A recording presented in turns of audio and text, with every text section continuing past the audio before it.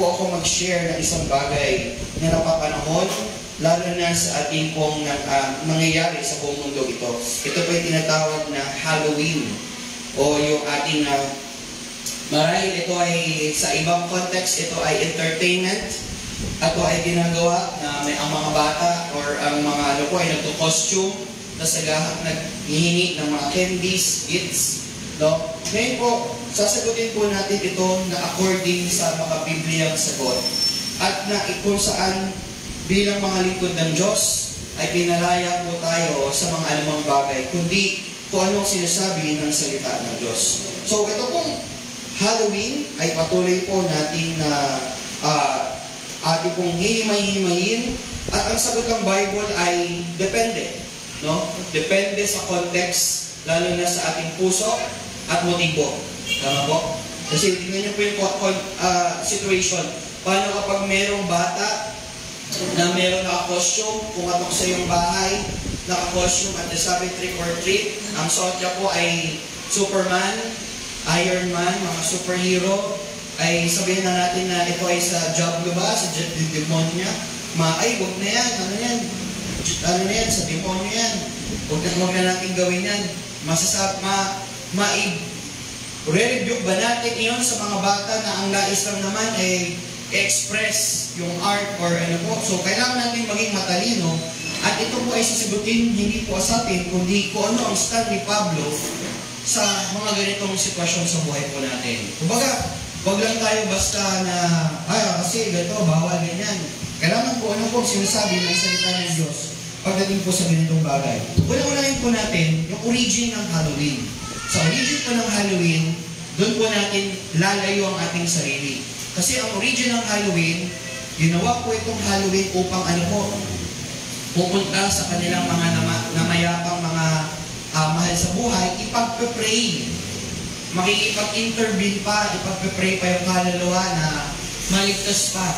Alam naman po natin bilang Kristiyano, Hebrew 9:27, kapag namatay po ang isang tao, immediately, nandun na kagad ang judgment ng God. Siya ay sa langit or sa impyerno. Tama po ba? So may wala po doon tayo hihiwalay. Tama? So tayo, mga lingkod ng Diyos, pwede po tayong dumalaw sa mga namayapa nating mga mahal sa buhay, hindi para ipagdasal sila, hindi para kausapin sila, dangerous yan, makapatid. Baka kung sino makausap natin, kundi alalahanin yung kanilang mga gawa, alalahanin once in a year, binigyan tayong time, hindi to celebrate, pero i-commemorate sila. Amen. So, tignan po natin dito. Sabi ni sa 1 Corinthians 8 verse 9, but take heed, lest any means by this, the liberty of yours becomes stumbling block to them. So, titignan din natin kung yung ating maging action ba ay magiging katibisuran. Titignan po natin kung ating pagganap, pagpunta dun sa reunion, dahil yun yung time na reunion nyo bilang pamilya sa araw na ito, November 1 or November 2, ay magiging way para mag-evangelize, maibigay ang salita ng Diyos, grab the opportunity. Pero, ang bagay na iiwasan po natin ay yung kagawian, kultura, o kasanayan ng mundo na mali, na hindi makabiblia. Amen po ba? So, hindi po masama na ang lingkod ng Diyos dumalaw. Huwag ka nang magtirik, kapatid, kasi ang pagtitirik means inaalayan mo pa siya. No? Yung pagkain, kakainin lang din doon yun eh. Ninanokin lang yun doon eh. Yung alalahanin, inisip mo yung puntod niya, maalala mo itong taong to ay mahalaga sa'yo, walang masama po doon. Pero wag na wag mo aalayan ng dasal o ano man, gawin mo, waiting para mag-praise and worship. Kumbaga, kung ang merong portion doon na puro Kristiyano nag-worship ng November 1, why not? Diba, gawin natin sa ikaalalago sa ating Panginoon. Sabi doon, tatagalogin ko, ngunit ingatan nyo, baka ang anumang paraan na inyong kalayaan ay maging katitusuran sa mahihina. Ingat ka rin. Siyempre si Pastor, di pwede magsuot ng kakatakot kasi Pastor di ba? Baka makakisoy si Pastor nagsusot ng demonyo, di ba? So, in some way, e-examine po natin ang tatlong bagay. Una, motibo. Pangalawa, konsyensya. Kung yan, sabi ni Paul, kung yan ay kinokondem ka, huwag mong gawin. At kung yan ay nakita mo sa iyong kapatiran, ginawa yan, hindi yan maging way para sa'yo, mag-stumbling block. Pangatlong bagay, yan ay magdudulot ng magandang testimony. May magandang dulot. Sa Halloween and roots nito, ito ay paganism. Pero hindi ko ibig sabihin na dinalaw mo yung mahal mo sa buhay, ay nakikip-pagan ka rin. Ingat po tayo dun, ha? Kasi ang nagiging pagan kapag nag-worship ka sa pagan. Yun po yun. So tayo hindi po masama. Ang tawag po dito, Christian liberty. May kalayaan, pinalaya na tayo sa anumang konsepto, kultura, power of darkness. Dahil tayo na-justify ng Diyos.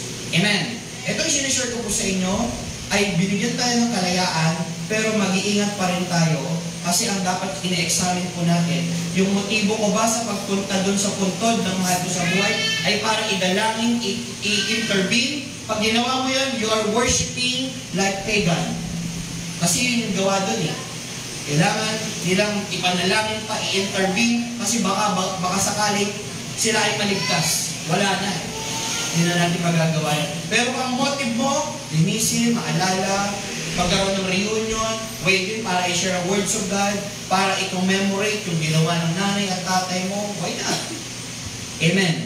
Gawin natin yan sa ika-bubuti. Over time, na-mix up na to ng religion, kaya naging All Saints Day, November 1, at All Souls Day noong November 2. Kung ating kong babalikan ng kultura, inaalala ko ito upang alalahanin yung mga, mga banal na tao, mga lingkod ng Diyos.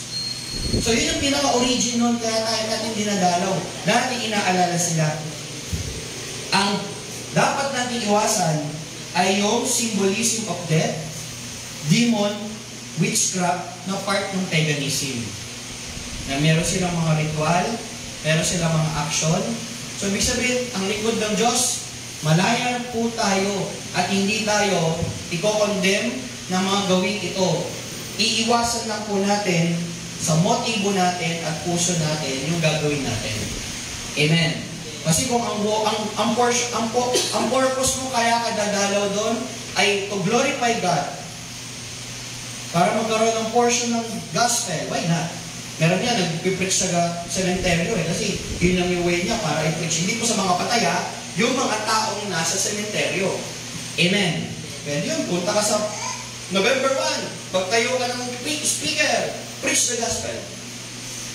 Umpisa mo ng Hebrew 9:27. Pasok. So, nasaan po? Nakikita po ito sa ating motibo. As Christian, what should we respond? Since pinalaya ka ng Panginoon, titignan po natin, yan ba ay nakakapagpapatibay? Yan ba ay nakakapakinabang? Yan ba ay nag-honor kay God? So kung ang gagawin mo ay hindi naman mag-honor kay God, ay huwag na natin gawin. Pero kung yung bata, kapatid, lumapit sa iyo, naka-costume, trick or treat, ay hindi, job ko yan. Danger yun, kapatid. Walang muwang yung bata, yung nanay, wala rin sila eh. Wala silang idea eh. Sila ba ay nasa demonyo? Ganon, no. Kasi kung ang purpose natin is to entertain, ang purpose nila ay magkaroon ng enjoyment, tama po? Let so be it. There is no judgment among us. Amen. Pinalaya po tayo doon. Kung yun na makakapagpapatibay, kumbaga, ipagkakain mo ba sa bata mo once in a year, makapag-costume siya, lalo kung United Nation, gusto niyang suot, bombero, gusto niyang suot, Superman, o kaya mermaid. Diba? Yun gusto niyang i-costume eh. Pero dahil Christian ka na, kapag ikaw ay yung anak ka ng Diyos, huwag mo naman pagsuotin ng tiyanak. Diba? Sabihin, pwede tayong makihalubilo nang hindi tayo nakukondem. Kung ang purpose natin eh, kumari anak mo gusto suot, dara na. Kasi maganda siya at yun ang favorite ng superhero. Sumama siya sa contest. Tayo ba ay ma-judge? Tayo ba ay magkakasala kung ang purpose natin is for entertainment, to glorify the Lord, yung platform na yun? Hindi tayo. Malaya na tayo dun sa kapatid. Malaya tayo sa condemnation at malaya tayo sa stigma na dahil Christian na tayo, we should, kumbaga, babantayan po natin, sasalain po natin number 1. Lord, yung puso ko ba, pag ginawa ko to, ay magko-condemn sa akin, wag na lang. Pero kung ito naman, ang motive ko ay yung mga anak ko or kasama ko yung pamilya ko sa moment na to glorify Lord, go. Ang iiwasan lang natin, yung gawa. Gawa na dapat iwasan bilang mga lingkod ng Diyos. So, hindi masama na pumunta, makiisa, makisama, tama po, dahil po may Christian ka na, hindi mo na dinadala yung mga sa buhay, dalawin mo rin. Ibang hindi pala pag-pray, kundi i-commemorate yung mabuti nilang gawa. Kaya nga po tinawag ng All Saints Day Kinomemorate, inaalala yung mga tao sa buhay natin, yung panahon na sila ay gumagawa ka ng mabuti. Kaya All Saints, lahat ng mga banal, yun po yung context nun. Sabi po ng salita ng Diyos, Romans 14 verse 5 and 6, let every man be fully persuaded in his mind. Regard the day, regard unto the Lord. Tama? Fix yung mind mo, maayos yung isip mo, yung motibo mo sa ganitong bagay. Kung ang way na yon ay mag-glorify natin si Lord, go. Basta iwasan po natin ang mga symbolism at mga practices. Make our hearts pure. Yung pinaka-importante doon. Sabi dito, Ephesians 5 verse 11, have no fellowship with unfruitful work of darkness, rather reprove them. So as Christian, we should light. Paano naman tayo magliliwanag kung i-avoid natin sila?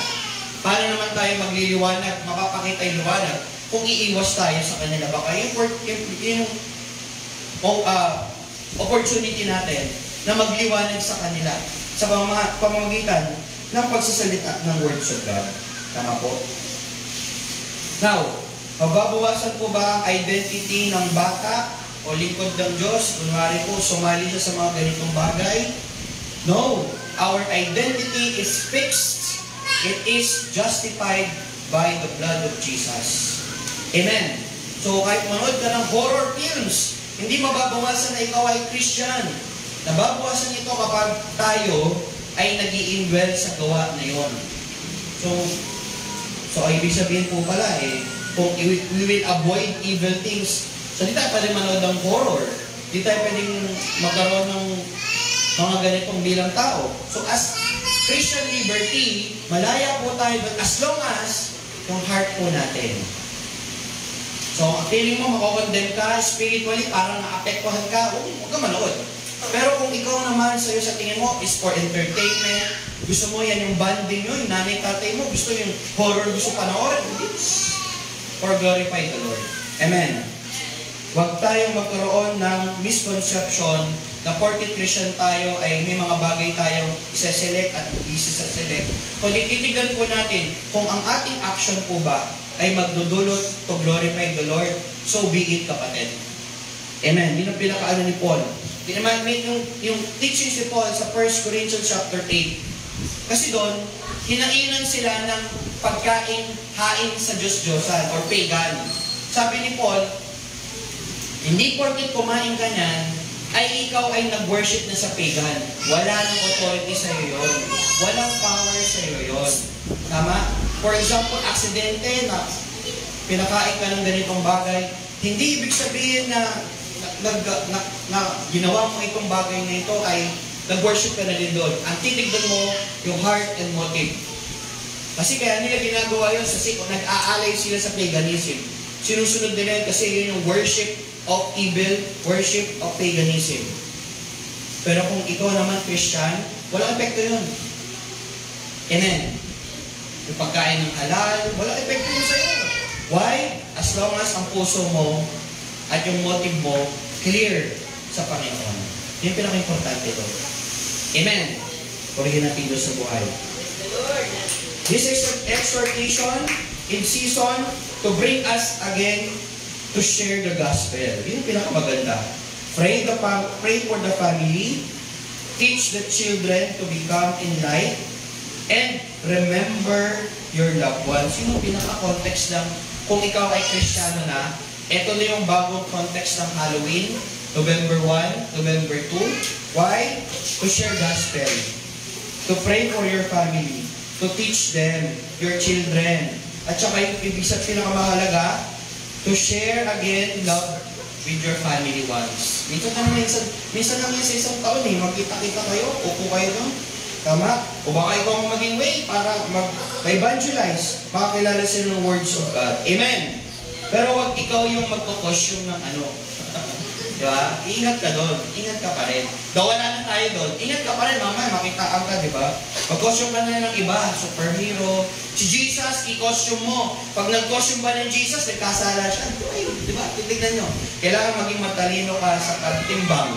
Titimbangay mo. Yung anak mo, gusto ko maging angel. Tama? Yun yung gusto kong costume. Kukondem ba natin yung bata dahil nag-costume siya ng angel, etc.? So, hindi. And last but not the least, ang pinaka-importante, bilang mga lingkod ng Diyos, let your light shine before men. Matthew 5:16. Magliwanag tayo with good works. Amen? Yung good works at yung motive natin sa paggawa. Amen? Palakpakan po natin ang Panginoon. Yung mga iba po, at kinat ko na po yung mga iba kasi medyo, ang importante dito mga kapatid is, magkaroon po tayo ng matalino pag-critical think sa lahat ng bagay. Huwag tayo basta-basta nakikinig, huwag tayo basta-basta, ay kasi sabi pa yan nun, invento ganyan, no. Kailangan tayo, nilagay ang words of God para magkaroon tayong tumimbang.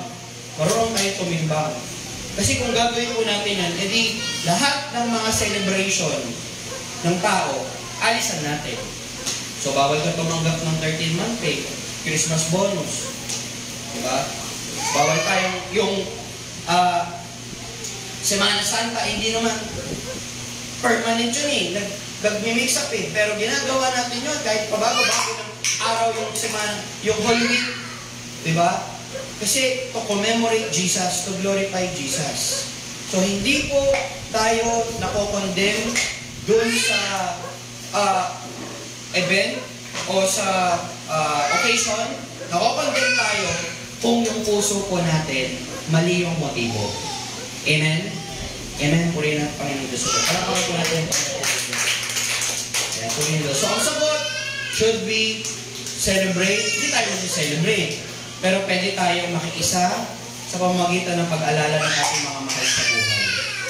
Amen? Yun po yung ang sagot ng Bible is, timbang. Titimbangin natin. Titimbangin natin yung motive natin, ang puso natin. So, it could be yes, and it could be no.